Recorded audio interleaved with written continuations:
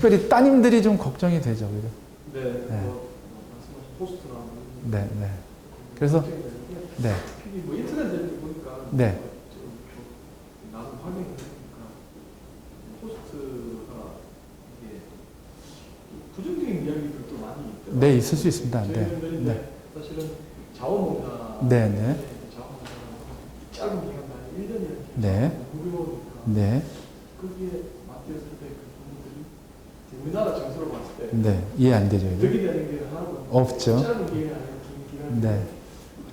왜 할까? 잘 내려줄까? 네, 네, 맞습니다. 맞습니까? 네. 네. 말씀하신 사례들 보면 이제 네. 성공한 사례 아니면 국내 국가에서 다시 잘된 사례들하고 실패한 사례는 혹시 네, 있을 수 있겠죠. 네. 실패한 사례는 어떤 사례? 네, 네, 네, 네. 알겠습니다.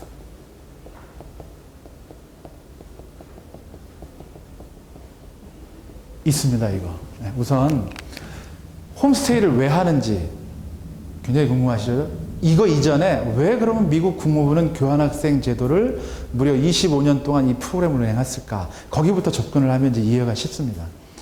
왜 미국 국가가, 정부가 국가에 큰 예산을 들여서 보통 한 학생이 미국에서 1년 동안 자국민, 미국 시민들을 길러내는 공교육도 예산이 6,000불 정도 들어간답니다. 그러니까 600만 원, 700만 원 정도의 공교육 비용이 들어가는데 그거를 미국 정부가 3만 명이 얼마예요, 이게. 그렇게 그 투자를 해서 하는 이유는 크게 두 가지 이유가 있다는 것을 늦게 알았어요, 저도. 하도 궁금해서 자꾸 재단들한테 물어보고 하니까 그 첫 번째가 뭐냐면 친미주의자를 미리 양성하는 거예요.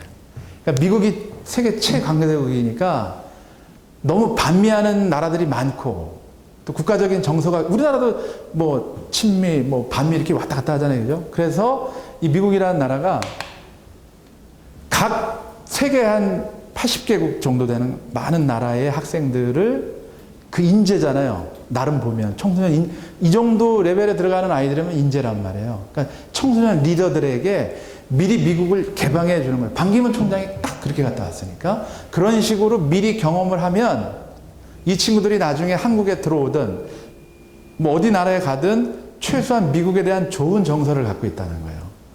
굉장히 무서운 전략적인 정책적인 게 들어가 있는 10년, 20년을 내다보고 하는 건데 벌써 자리를 잡았죠. 그렇게. 두 번째는 놀라운 건데요. 자국민 양성하는 거예요. 이렇게 미국을 한 번에도 경험하면 나중에 미국에서 살게 될 확률이 무려 20%가 넘답니다. 미국에 대한 동경심들이. 그러니까 이 큰 두 가지 뜻을 갖고 미국 정부가 이 사업을 추진하는 거고요. 그러면 홈스테이는 그럼 뭐냐? 그러니까 이게 이제 또 시민 정신이 달라요. 우리나라는 저도 들은 얘기예요.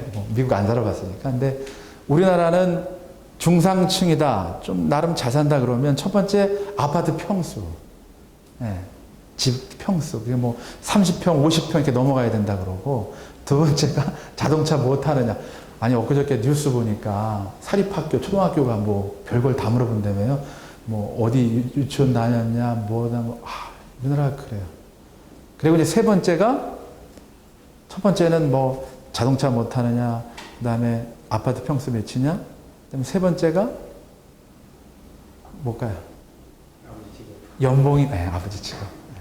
연봉이 뭐 6천만 원이 1억이 넘는 이게 이제 우리나라는 따진단 말이에요. 근데 미국은 좀 다르대요. 그러니까 어떻게 다르냐 물어보니까 그 사람들을 평가 내지는 어떤 인지를 할 때 그 사람이 무슨 봉사하느냐, 기부를 연간 얼마나 하느냐 이런 걸 갖고 따진대요. 네. 그래서 미국 사람들은 자기가 살만하면 그런 쪽으로 관심이 간대요. 그리고 이제 조금 더 여유가 있으면 돈 벌어서 여행을 그렇게 많이 한다거든요. 여행을 우리처럼 뭐 일주일 열흘이 아니라 뭐 1개월, 뭐 3개월, 그리고 뭐 이렇게 아프리카나 이런 데를 막 그렇게 가족 단위로 막 돌아다니는데 그렇게. 그러니까 그런 나라다 보니까 우리 그 국제 학생들, 교환 학생들을 초대하는 이유가 저 직접 물어봤어요. 그랬더니 자기 행복하대요. 문화권이 다른 아이들하고 가족을 이루어서 사는 게. 그리고 청소년 아이들 기르는 거, 그러니까 그 교육 내지는 양육에 대해서 스트레스를 안 받아요.